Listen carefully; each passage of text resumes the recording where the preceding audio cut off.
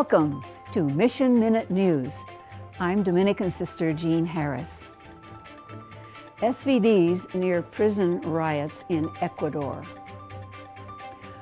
On September 28, 2021, the worst inter-prisoner violence in Ecuadorian prison history occurred. At least 118 inmates died in the fighting, and 6 more were beheaded by other inmates.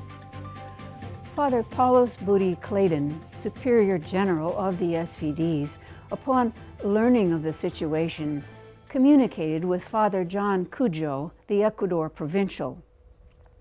Father Cujo responded, "I appreciate your concern about the situation here in Guayaquil in our province.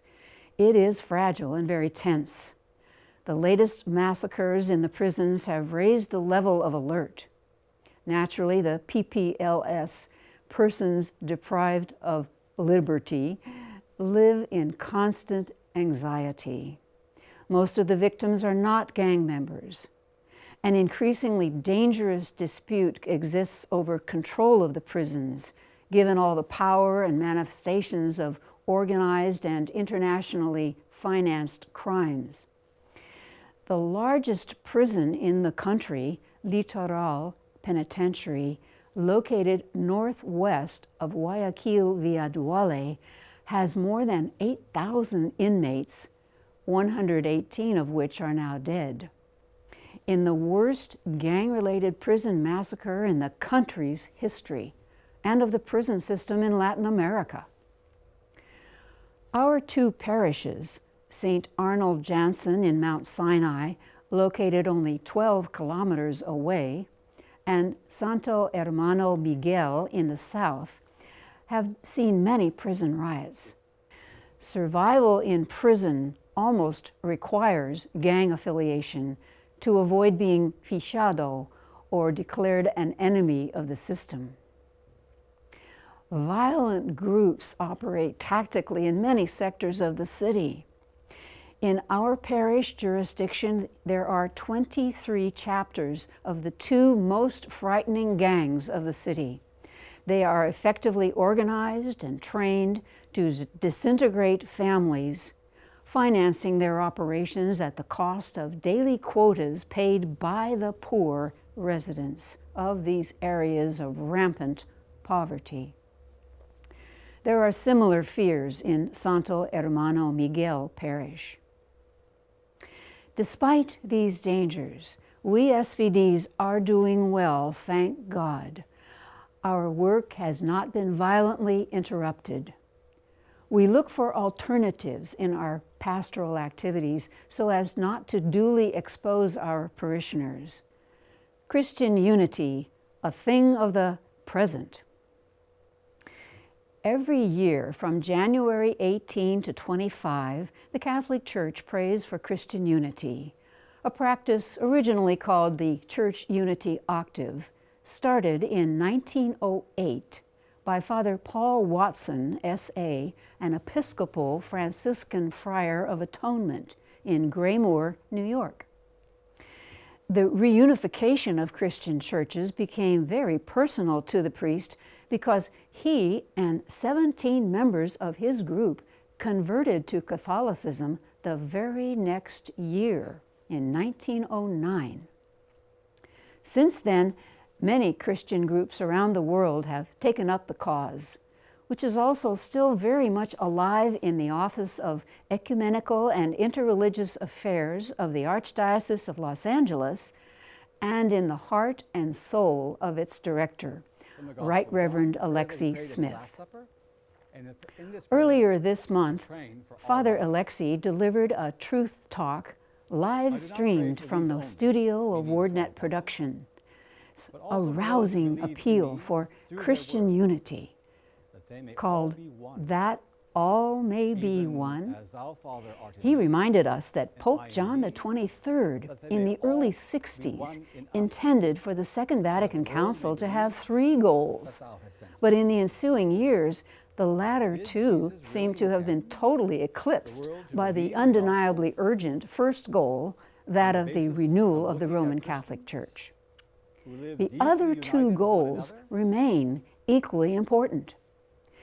The reunification of the thousands of Christian churches and the transformation of the world by proclamation of the gospel by that one Church of Jesus Christ. 16 exhortatory documents were produced by Vatican II, only one on the topic of ecumenism, Unitatis Redintegratio, restoration of unity among the Christian churches.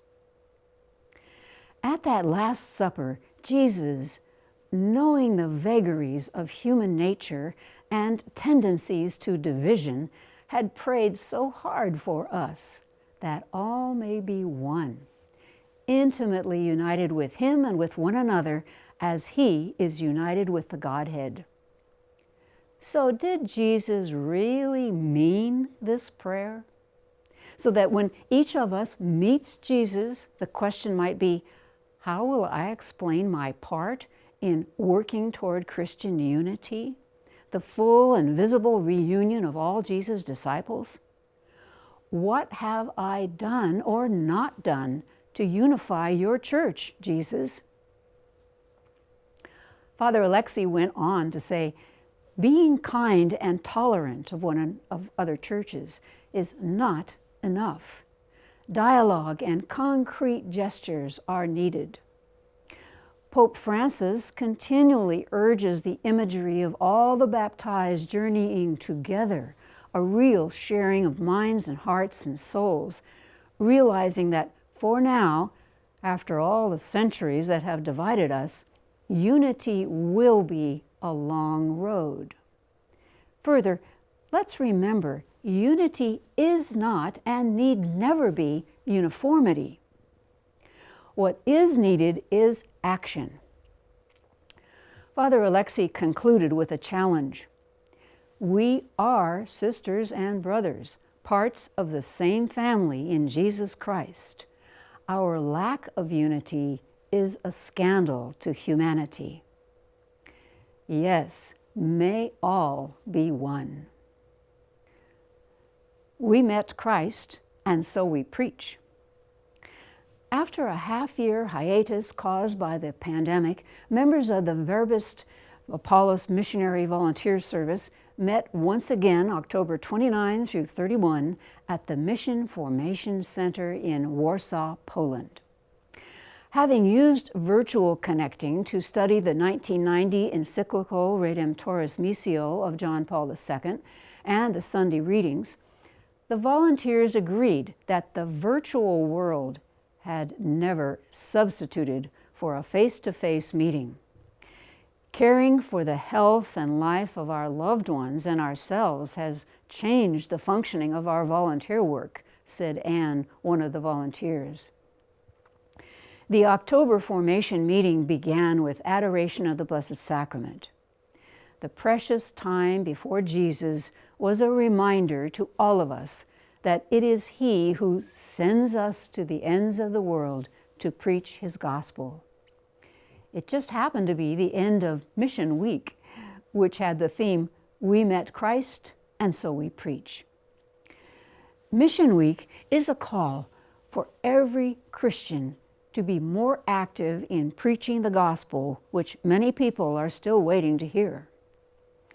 SVD founder St. Arnold Jansen put it beautifully. The best proof of love is the preaching of the gospel.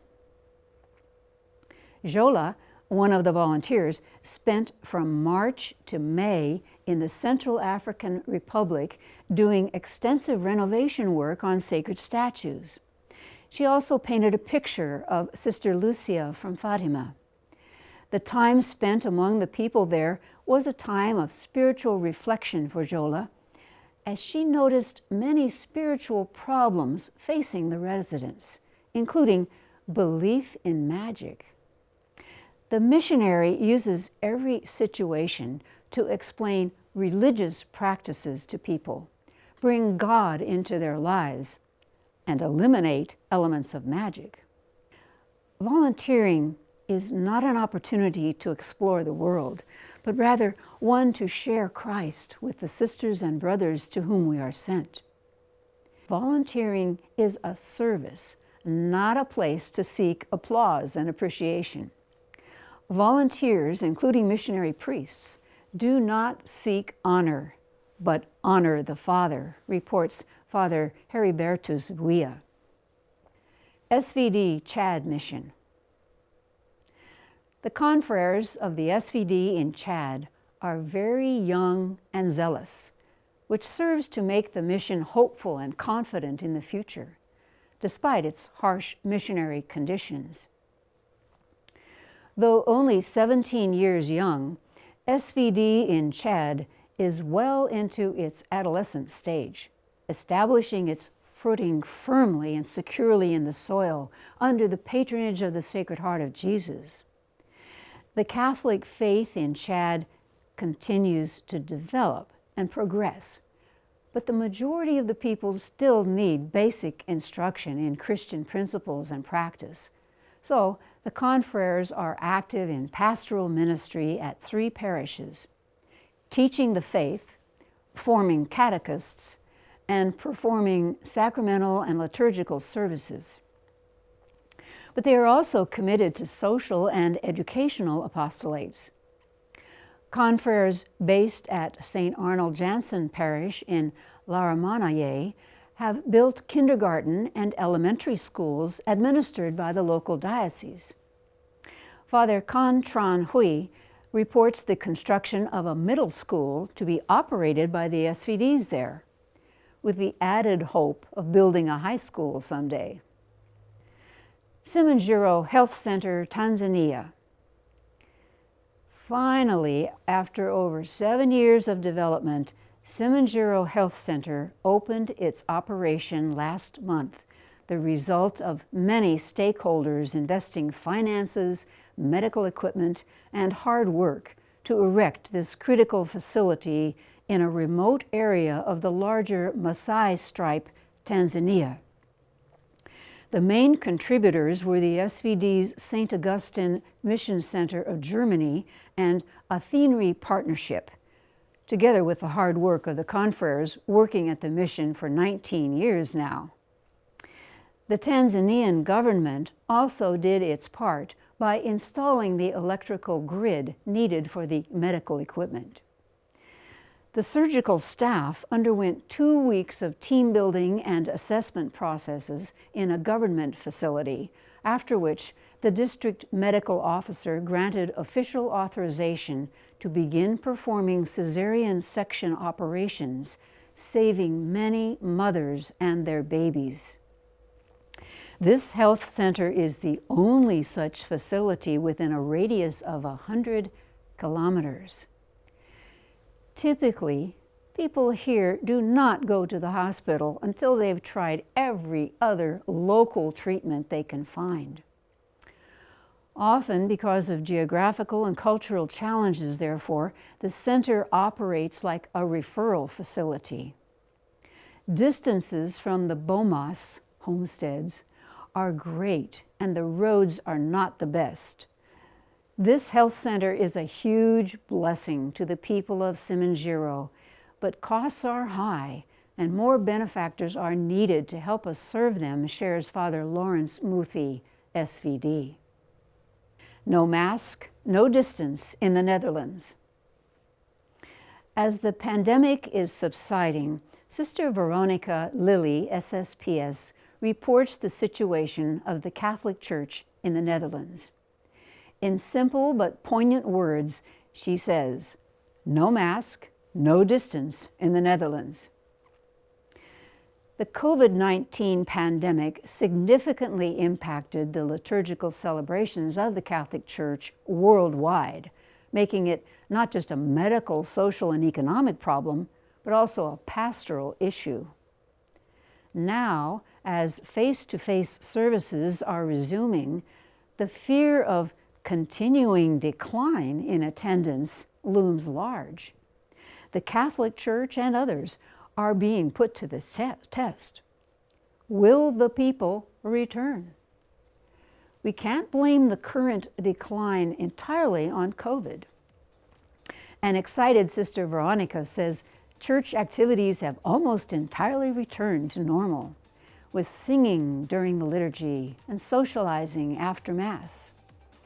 We are hopeful and believe that if COVID goes away 100%, our community will fully return as well, because people are yearning to be together once more. If you have a comment or question about any of our stories, please email us at missionminutenews@wordnet.tv. You can also post your comments below each video on YouTube. We promise to respond. Please subscribe to our YouTube channel and click on the bell icon. Share with others about the channel and the variety of programs you enjoy there. Please join us every Wednesday at 11 a.m. Pacific Time for our online Eucharist and Adoration and Benediction of the Blessed Sacrament. To send us your prayer requests or to sponsor the Wednesday Eucharist, contact us by phone at 909-383-4333 or send us an email to mail@wordnet.tv. This is Mission Minute News. Until we meet again, stay safe and well, and may Jesus' love for you make you smile.